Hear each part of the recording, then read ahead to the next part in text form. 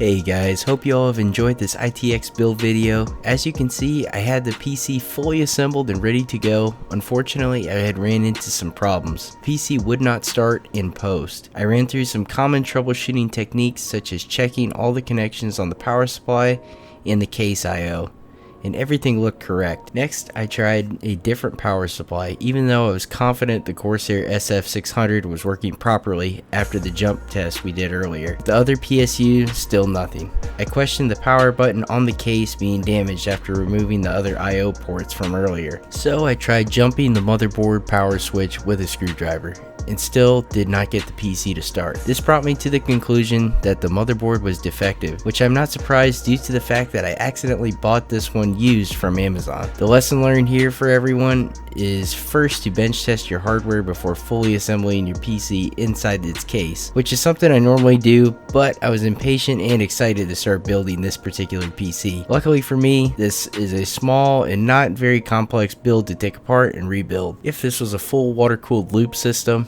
we'd have a much bigger problem on our hands. Hope you guys enjoyed this little build video. Next video is going to be us disassembling this PC and doing the whole process over again with a different motherboard. Thank you for watching, everyone. Smash that like button if you enjoyed the video, and if you want to see more tech related videos, be sure to subscribe. Thanks for watching, everyone, and I'll see you in the next video.